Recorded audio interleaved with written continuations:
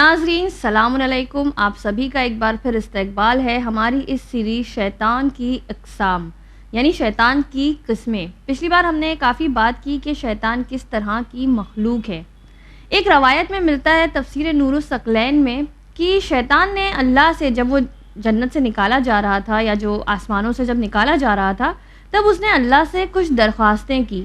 وہ کیا درخواست تھی؟ اس نے اللہ سے کہا کہ جب ایک آدم کی نسل میں اضافہ ہو تو میرے 2 لوگوں کا اضافہ ہو، یعنی 2 اور شیطان کا اضافہ ہو۔ پھر اس نے کہا کہ میں ان لوگوں کو دیکھ سکوں لیکن وہ مجھے نہ دیکھ سکیں، اور تیسرا اس نے کہا کہ میں جس صورت میں چاہوں ان کے پاس جا سکوں۔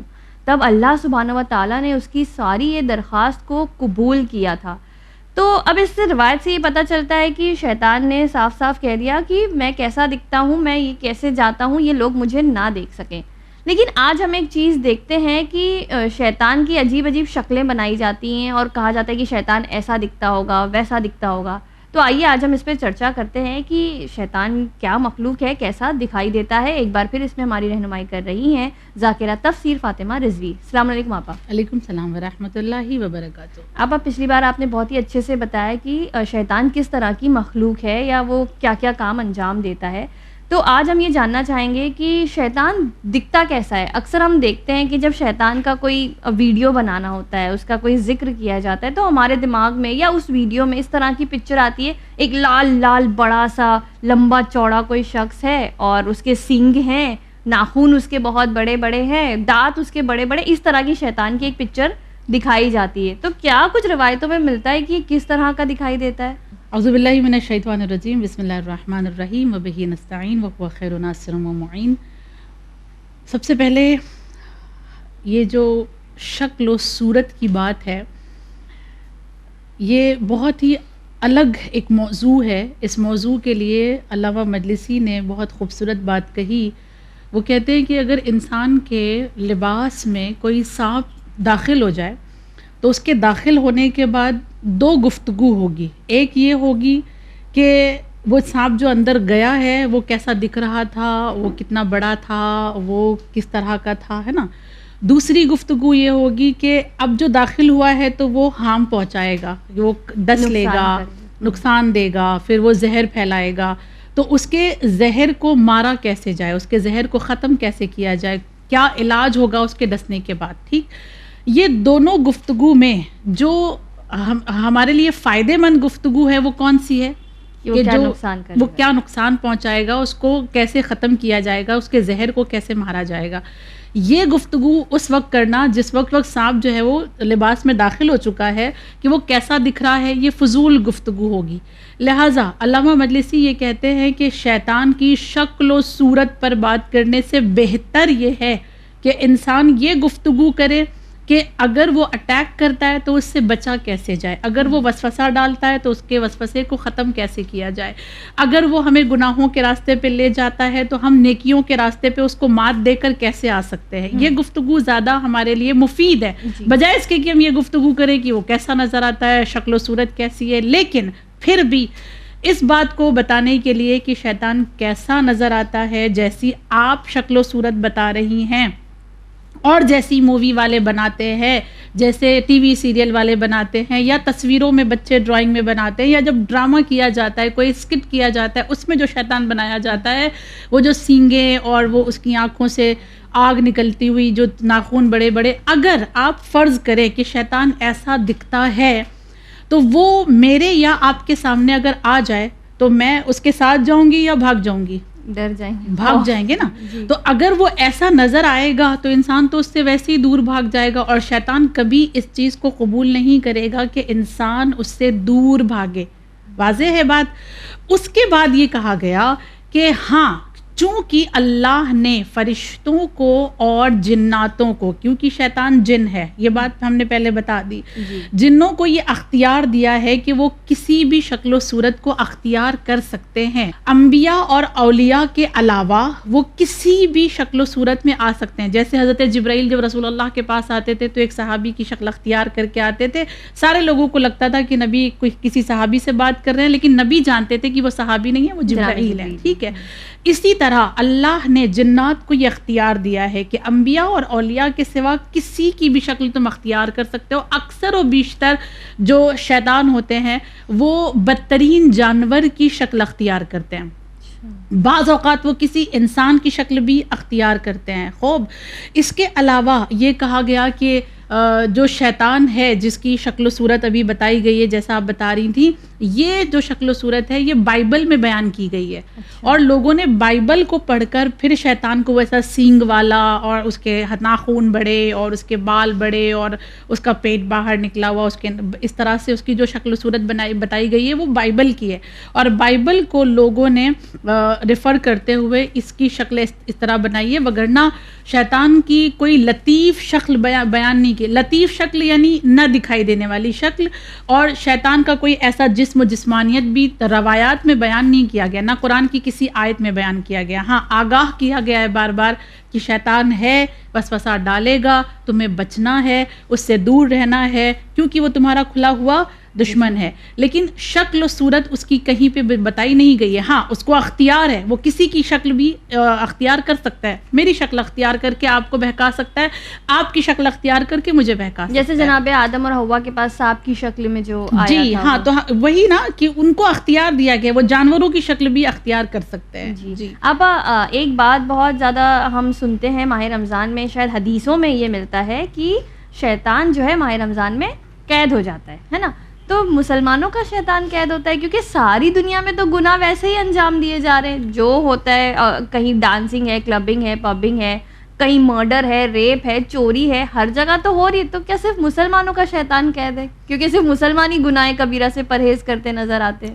سب سے پہلے نا شیطان کی قید کو سمجھنا ہوگا. وہ انشاءاللہ ہم بعد میں آپ کو سمجھا دیں گے کہ شیطان کی قید سے مراد کیا ہے.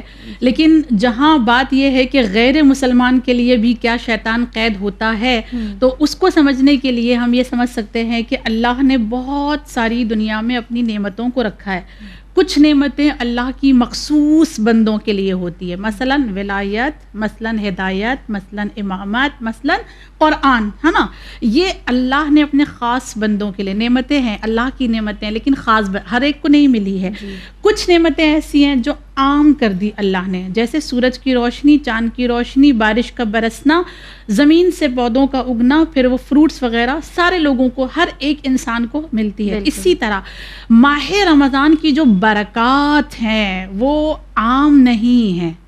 ماہ رمضان کی برکات اللہ نے اپنے خاص بندوں کے لیے رکھی ہے. ہاں, اور اللہ نے خاص بندوں میں بھی مسلمانوں کو چنا, اور مسلمانوں میں بھی مؤمنین کو چنا, اور وہ برکتیں جو وہ حاصل کر رہے ہیں اس میں سے ایک یہ ہے کہ شیطان قید میں ہے. اب ان کو گمراہی کے راستے پہ وہ نہیں لے جائے گا, وسوسہ ان کے دل میں نہیں پیدا کرے گا, لہٰذا وہ اپنی نیکیوں کو زیادہ کر سکتے ہیں. اس بحث کو دیکھتے ہوئے ایسا نتیجہ نکالا جا سکتا ہے کہ جو شیطان کی قید ہے ماہ رمضان میں وہ صرف جو ہے وہ صاحب اسلام اور صاحب ایمان والوں کے لیے, وگرنہ تو شیطان تو آزاد ہی ہے نا, ہر ایک کے پاس وہ وسوسہ ڈالنے کے لیے جاتا ہے. ابھی آپ نے کہا کہ شیطان کی جو ہے قید پہ ہم الگ گفتگو کریں گے. اسی سے ریلیٹڈ ہمارا سوال ہے کہ جب شیطان قید میں گیا, یعنی چلو مسلمانوں کے لیے مان لیا کہ ہمارے لیے صرف اللہ نے رحمت کی ہے, نعمت کی ہے کہ اس کو اللہ نے قید کر دیا کہ ماہ رمضان میں ہم عبادتیں کر سکیں. اب وہ کس طرح کی قید میں, کیا وہ کسی جیل میں بند ہو جاتا ہے, کوئی جیل ہے جہاں وہ قید ہو جاتا ہے اور وہاں سے چیخ پکار کر رہا ہوتا ہے, یا پھر اس کو زنجیر, بیڑی, ہتھ کڑی پہنا کے کہیں کارنر میں ڈال دیا جاتا ہے, کیا ہوتا ہے اس کے ساتھ؟ اگر میں آپ کی خدمت میں حدیثوں کو پیش کروں تو رسول اللہ صلی اللہ علیہ وآلہ وسلم کی خوبصورت سی ایک حدیث سے یہ واضح ہو جاتا ہے کہ شیطان کی قید در اصل ماہ رمضان میں ہمارا اور آپ کا روزہ ہے. اور جو ہم روزہ رکھتے ہیں وہی شیطان کی قید ہے. کیوں؟ اس لیے کہ روزہ رکھنے کے بعد ہم آٹومیٹکلی گناہوں سے بچنے لگتے ہیں. تو جب گناہوں سے ہم بچ گئے اس کا مطلب شیطان کو ہم نے خود قید کر دیا نا. تو یہ جو ہمارا روزہ ہے یہ خود کیا ہے, ایک طرح کا قید ہے. حدیث رسول اللہ کی اس طرح سے ہے, فرماتے ہیں کہ شیطان آدم کی اولاد کی رگوں میں خون کی طرح جاری رہتا ہے, لہٰذا بھوک اور پیاس کے ذریعے سے اس کی رفتار کو کم کرو. اسی طرح ہم جب ماہ رمضان میں روزہ رکھتے ہیں تو ہمارا نفس امارہ بھی ہمارے کنٹرول میں آتا ہے، جس کو یہ کہا جائے گا کہ یہ شیطان کی قید ہے۔ خود امیر المؤمنین کا ایک جملہ مولا فرماتے ہیں کہ بھوک اور اپنی عادت کے ذریعے سے، اپنی عادت کو کم کرنے، جو بہت ساری چیزوں کی عادتیں ہو جاتی ہیں نا، ان عادتوں کو ختم کر کے تم شیطان کو مات دے سکتے ہو، اپنے لیے اپنی عادتوں کو سنوارنے کے لیے مددگار ثابت کر سکتے ہو اگر تم بھوکے رہو گے۔ یعنی بھوک انسان کے نفس کو بھی مارتی ہے، بھوک انسان کے لیے جو ہے وہ شیطان کو قید کرنے کا بھی ذریعہ بنتی ہے۔ یہی وجہ ہے کہ ایک مقام پر بہت خوبصورت حدیث فرمائی گئی، کہا گیا کہ اگر آپ کو اپنے دل کو زندہ رکھنا ہے تو دل زندہ رکھنے کے لیے بھوک اور پیاس کا سہارا لو۔ جتنا تم بھوکے اور پیاسے رہو گے اتنا زیادہ تمہارا دل زندہ ہوتا چلا جائے گا۔ اور اس کے بعد ایک حدیث یہ بھی بیان کی گئی کہ کم ہنسو، کم کھاؤ تاکہ تمہارا دل، تمہارا نفس زندہ ہو جائے۔ اور اس کے بعد یہ کہا گیا کہ اگر دل کو پاک کرنا ہے تو بھوکے زیادہ رہو، جتنا زیادہ بھوکے رہو گے اتنا زیادہ تمہارا دل پاک ہو جائے گا۔ یہ وہ روایات ہیں جن سے یہ پتہ چلتا ہے کہ شیطان کی قید کوئی جیل، کوئی جالی، کوئی قید خانہ نہیں ہے، بلکہ شیطان کی قید خود ہمارا روزہ ہے۔ کیا ریزن ہے کہ روزے کو شیطان کی قید کہا گیا؟ اس لیے کہ ماہ رمضان میں جب ایک روزہ دار روزہ رکھتا ہے تو اللہ اس کے ایک ایک نیکی کا اجر کتنا بڑھا دیتا ہے۔ سو جاؤ، نیکیاں ہیں، سانس لو، نیکیاں ہیں، کسی کو کھجور دے دو، نیکیاں ہیں، پانی پلا، اور عام نیکی نہیں، وہ جو نیکی کا اجر دے رہا ہے اللہ ماہ رمضان میں بقیہ مہینوں کے نسبت بہت زیادہ ہے۔ تو یہ کیونکہ اس مہینے میں جب ہم نیکیاں کرتے ہیں تو اللہ اس کا اجر کثیر کر دیتا ہے۔ یہ جو اجر کثیر ہو رہا ہے، اس کا جو وزن بڑھ رہا ہے اجر کا، اس کو شیطان کی قید کہا گیا ہے، کیونکہ وہ جو ہم کو بہکا رہا ہے، جو گناہ کیے جا رہے ہیں، وہ تو ایک ہی لکھا جا رہا ہے، لیکن جب ہم نیکیاں کر رہے ہیں تو نیکیوں کا اجر ایک انبار لگتا چلا جا رہا ہے۔ تو یہ نیکیوں کے انبار کو شیطان کی قید کہا گیا ہے۔ اگر ہم یہ بھی مان لیں، بہت ساری روایات میں یہ بھی ہے، تقریباً 10 روایات ایسی ہے جس میں علامہ مجلسی اور سید ابن طاؤس نے اور خود اہل سنت میں مسند احمد میں یہ سب لکھا گیا ہے کہ ان کو باقاعدہ ایک جیل میں ڈالا جاتا ہے، قید میں ڈالا جاتا ہے۔ تو اگر ہم یہ بھی مان لیں تو وہ اس کی قید کی بھی باقاعدہ انہوں نے تشریح کی ہے کہ وہ کیسے قید ہوتے ہیں اور وہ قید ہونے کے بعد آزاد کب ہوتے ہیں ماہ رمضان میں، پھر اگر قید بھی ہو گئے ہیں تو کیسے انسان بہکتے ہیں، اس کی پوری ایک ڈیٹیل بیان کی گئی ہے۔ تو 2 طرح کی قید ہو گئی، ایک تو قید یہ ہے کہ خود انسان کی نیکیاں، انسان کا روزہ شیطان کے لیے قید ہے، دوسرا یہ کہ اگر وہ کسی قید خانے میں ہے یا کسی جیل میں ہے یا زنجیر میں وہ جکڑا ہوا ہے، اس طرح کی روایات موجود ہے، تو وہ زنجیر میں جکڑنے کے باوجود انسان کو کیسے بہکاتا ہے، اس کی باقاعدہ تشریح دی گئی ہے۔ اب ابھی آپ نے کہا کہ جتنا انسان بھوکا رہتا ہے اتنا شیطان اس سے دور رہتا ہے، ہاں۔ پر اگر آپ ایک چیز دیکھیں آپا، جو ٹی وی انڈسٹری ہے، ماڈلز، ایکٹرز ہیں، یہ پورا دن بھوکے رہتے ہیں تاکہ یہ دبلے پتلے بنے رہیں۔ اور نیت نہیں دیکھی نا آپ نے، ایک بھوکا رہنا ہے رب کے لیے، ایک بھوکا رہنا ہے اپنے آپ کو فٹ رکھنے کے لیے، دونوں میں فرق ہے نا۔ یہاں جو روزہ دار ہیں وہ بھوکے رہ رہے ہیں صرف اس لیے تاکہ اللہ کی رضا کو حاصل کر سکیں، دونوں میں فرق ہے نا، دونوں کی نیتوں میں فرق ہے کہ کیوں بھوکا رہ رہا ہے انسان۔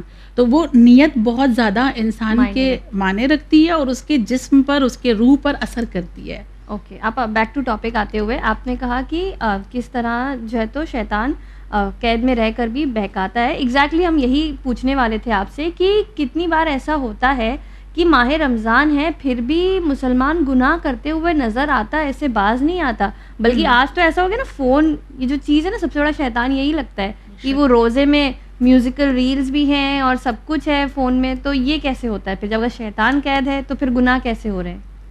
وہ جو روایات ہیں نا جس میں یہ کہا گیا کہ شیطان کو زنجیر میں جکڑا جاتا ہے، شیطان کو قید میں ڈالا جاتا ہے اور وہ تو پھر جیل میں رہتا ہے، وہ تو باہر ہی نہیں نکل سکتا، اس کی تشریح کرتے ہوئے علماء کہتے ہیں، سب سے پہلے علامہ مجلسی نے اور سید ابن طاؤس نے بہت خوبصورت باتیں لکھی ہیں۔ اس میں سب سے پہلا انہوں نے یہ کہا کہ انسان کو گناہ صرف شیطان نہیں کرواتا، پہلی چیز انسان کا گناہ انسان کا خود اپنا نفس بھی کرواتا ہے۔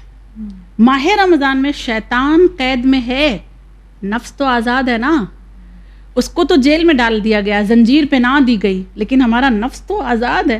ہم اس نفس کے ذریعے سے گناہ کرتے ہیں, پہلی چیز. دوسری چیز, ابھی آپ کی خدمت میں روایت میں ہم نے پیش کی کہ روزہ انسان کے لیے شیطان کا قید ہے, لیکن کون سا روزہ؟ کیا ہر روزے دار کا روزہ جو ہے وہ شیطان کا قید بنے گا؟ نہیں, ایسا نہیں. روزہ کامل روزہ, اللہ نے کیا کہا قرآن میں, وہ مشہور آیت جو ہر ماہ رمضان میں ہر ایک درس میں بیان کی جاتی ہے, بسم اللہ الرحمن الرحیم, یا ایھا الذین آمنوا کتب علیکم الصیام کما کتب علی الذین من قبلکم لعلکم تتقون, اے ایمان لانے والو تم پر روزہ لکھ دیا گیا بالکل اسی طرح جیسے تم سے پہلے والوں پہ لکھا گیا تھا, اور یہ اس لیے لکھا گیا لعلکم تتقون کہ شاید تم متقی بن جاؤ. شاید, لعل کا جو لفظ ہے عربی زبان میں اس کا معنی ہوتا ہے شاید. آپ مجھے صرف اتنا بتا دیں, اللہ کوئی بات کہہ رہا ہے اور اس میں وہ شاید لگا رہا ہے؟ کیا اللہ کو شاید لگانے کی ضرورت ہے؟ اللہ کن فیکن کا مالک ہے. جو کن فیکن کا مالک ہو وہ لعل کا لفظ کیوں استعمال کر رہا ہے کہ شاید تم متقی بن جاؤ؟ کیوں؟ اس کو گارنٹی دینا چاہیے تھا کہ اگر تم ایسا کرو گے تو بن جاؤ گے. ٹھیک, مگر اللہ کہہ رہا ہے شاید. مثال, ہمیں کوئی بیماری ہوتی ہے, ڈاکٹر ہمیں دوا دیتا ہے, دوا دینے کے بعد کچھ چیزوں سے پرہیز کرنے کو کہتا ہے. ہم صرف دوا کھائیں اور پرہیز نہ کریں, دوا کا اثر ہوگا؟ نہیں ہوگا. ڈاکٹر بھی کیا کہتا ہے کہ اگر دوا کے ساتھ پرہیز کیا تو تم کو اثر ہوگا, ورنہ دوا کا اثر نہیں ہوگا. اللہ شاید کیوں کہہ رہا ہے؟ روزہ رکھنے کے بعد اگر تم نے جو چیزیں روزہ دار کے لیے منع ہے اس پر عمل کیا تو متقی بنو گے, اور اگر صرف روزہ رکھا اور صرف بھوک اور پیاس میں تم رہ گئے اور گناہ ویسے کی ویسا, زبان تمہاری غیبت میں ویسی ہی ہے, تمہارا جسم ویسا ہی گناہوں کی جانب دوڑتا چلا جا رہا ہے, تو پھر یہ روزہ تمہارے لیے اثر کرنے والا نہیں ہے. کامل روزہ رکھنے کے بعد یہ روزہ ہمارا کیا بنے گا؟ شیطان کے لیے قید. ٹھیک, دوسری چیز. تیسری چیز جو بہت خوبصورت بتائی گئی وہ یہ کہ ماہ مبارک رمضان میں ہم اور آپ شیطان کے قید میں ہونے کے باوجود جو گناہ کرتے ہیں, اس کی ایک وجہ یہ ہے کہ ممکن ہے ہم نے ماہ رمضان سے پہلے کوئی ایسا گناہ کیا ہے جس کی وجہ سے ہمارے دل میں تاریکی آ گئی ہے, اور اب وہ تاریکی جو ہے وہ ماہ رمضان کے نور کو اپنے اندر آنے نہیں دے رہی ہے. شاید ایسا ہو سکتا ہے کہ ماہ رمضان سے پہلے کوئی ایسا گناہ کیا ہے جس نے ہمارے دل کو سیاہ کر دیا ہے, تو اب ماہ رمضان کے چاہے جتنے بھی نور آ جائیں وہ نور ہمارے سیاہ دل کو روشن نہیں کر پائیں گے. اس تاریکی کی وجہ سے, اس اندھیرے کی وجہ سے انسان ماہ رمضان میں بھی گناہوں کا مرتکب ہوتا ہے, کیونکہ اس نے اس سے پہلے ماہ رمضان سے پہلے کچھ گناہ کیے ہیں. ہوتا ہے نا, ماہ رمضان آنے والا ہے, اب تو یہ نہیں کرنے ملے گا, یہ نہیں کرنے ملے گا, یہ نہیں کرنے ملے گا. ہم یہ پورے سیریل کی جتنی بھی سیریز ہے سب ابھی ماہ رمضان سے پہلے ختم کر لیتے ہیں. عجب نہیں ہے؟ ہوتا ہے, ایسا ہی ہوتا ہے. یہی ہمارا اور آپ کا حال ہے. چوتھی اور آخری وجہ یہ کہ کچھ گناہ جو ہے وہ ہماری عادت بن چکے ہیں. ایک ہوتی فطرت, ایک ہوتی ہے عادت. ٹھیک ہے, جو فطرت میں ہے وہ تو اللہ کی جانب سے ہے, لیکن جو عادت ہے یہ کبھی کبھی اتنی بری ہوتی ہے کہ اس کو چھوڑنا انسان کے لیے ممکن نہیں ہوتا. حالانکہ عادت کو بدلا جا سکتا ہے, لیکن چونکہ کچھ گناہ ہمارے عادت میں شامل ہے, لہٰذا شیطان کے قید ہونے کے باوجود, چونکہ غیبت کرنے کی عادت ہے, ہم غیبت کریں گے, کیونکہ وہاں کی بات یہاں کرنے کی ہماری عادت ہے, لہٰذا ہم کریں گے. ہم ماہ رمضان کے آتے ہی اپنی اس عادت کو چھوڑ نہیں پاتے. کیوں کہا کہ ماہ رمضان کی پریکٹس رجب کے مہینے سے کرو؟ کیوں کہا؟ یہ کیوں اتنی تاکید کی جا رہی ہے کہ ماہ رمضان کا استقبال 29 شعبان کو نہیں کرو, بلکہ ماہ رجب کی پہلی تاریخ سے اس کا استقبال کرنے لگو. اس کے لیے اپنے آپ کو تیار کرو تاکہ جو عادتیں ہیں گناہوں کی وہ بھی ختم ہو جائیں, جو تاریکی ہے دل کی وہ بھی ختم ہو جائے, اور پھر جب ماہ رمضان کا نور ساتے ہو تو وہ ڈائریکٹ قلب پر ہمارے اثر کرے. وگرنہ وہ تاریکی اگر ہمارے دل میں ہے تو پھر شیطان کتنا بھی قید رہے, ہم ماہ رمضان کے نور کو کبھی حاصل نہیں کر پائیں گے. جی آپ بہت بہت شکریہ، جزاک اللہ. یہی ہوتا ہے اکثر کہ ماہ رمضان آ جاتا ہے لیکن وہ جو کچھ گناہ جو ایسے ہوتے ہیں وہ جیسے فون میں دیکھنے کی عادت ہے، وہ دیکھتے ہی رہتے ہیں اور اس میں گھنٹوں برباد ہوتے ہی رہتے ہیں. لیکن انشاءاللہ کوشش کریں گے کہ اپنی ان عادتوں کو پہلے سے بدلیں. دیکھیے یہ باتیں نا اس کو سمجھانے کے لیے ہمارے استاد بہت اچھی مثال دیا کرتے تھے. وہ کہتے تھے مثلاً ابھی لائٹ ہے نا، یہ یہاں پہ روشنی، یہاں پہ روشنیاں، ہر جگہ روشنی ہے. کبھی ایسا ہوتا ہے کہ لائٹ چلی بھی جاتی ہے. جب لائٹ چلی جاتی ہے تو اگر ہم کو یقین ہو پہلے سے کہ لائٹ چلی جانے والی ہے تو ہمارے پاس کیا ہوتی ہے، ایک بیٹری ہوتی ہے، ہم اس کو چارج کر کے رکھتے ہیں. وہ بیٹری چارج ہوتی ہے، اگر لائٹ چلی بھی جائے تو پھر اس بیٹری سے ہم اپنی لائٹس کو پھر سے چالو رکھ سکتے ہیں، ہے نا. وہ کہتے ہیں کہ شیطان 11 مہینے میں اس بیٹری کی طرح ہم کو چارج کرتا ہے اور پھر ہم یہ اتنے چارج ہوتے ہیں 11 مہینے میں کہ ماہ رمضان میں وہ قید میں رہے پھر بھی یہ بیٹری سے اپنا کام کرتا ہے. تو اس کو سمجھانے کے لیے یہ مثال ہمارے استاد ہمیشہ دیا کرتے تھے کہ وہ قید ہے لیکن ہم کو چارج کر کے قید ہوا ہے. وہ آف ہو گیا ہے لیکن ہماری بیٹری پہلے سے چارج ہے، اس نے کچھ گناہوں کی عادت ڈال دی ہے. وہ ایک مہینہ جو ہے بیٹری پہ چلتے ہیں، بیٹری پہ ہم لوگ چلتے ہیں اور جس کی وجہ سے ہم ماہ رمضان ہونے کے باوجود بھی گناہ کرتے ہیں. جی تو ناظرین، جس طرح سے ہم نے دیکھا کہ شیطان بھلے قید ہو جائے لیکن وہ ہم لوگوں کو اس طرح سے چارج کر دیتا ہے کہ ہماری جو ہے تو گناہ کرنے کی عادت نہیں جاتی. رسول خدا صلی اللہ علیہ وآلہ وسلم سے حدیث ملتی ہے کہ جو دن رات خدا کا ذکر کرتا ہے، وقت سحر استغفار کرتا ہے اور خدا کے خوف سے روتا ہے تو وہ شیطان کے شر سے محفوظ رہتا ہے. تو ہم لوگوں کو یہ کوشش کرنی چاہیے کہ بہت ہی چھوٹی چھوٹی باتیں ہیں، یہ تینوں کوئی بہت مشکل نہیں، لیکن کم سے کم ایک سے سٹارٹ کریں. جیسے آپ نے کہا ماہ رجب سے استقبال کریے، تو ماہ رجب کی جو پہلی ہوگی انشاءاللہ اس سے سٹارٹ کریں تاکہ ماہ رمضان آتے آتے اس شیطان اور اس کے جو چیلے ہیں ان سے محفوظ رہ سکیں. انشاءاللہ اگلے ایپیسوڈ میں پھر حاضر ہوں گے کچھ اور ایسے انٹرسٹنگ گفتگو لے کر. تب تک آپ دیکھتے رہیے چینل ون. مجھے دیجیے اجازت. خدا حافظ.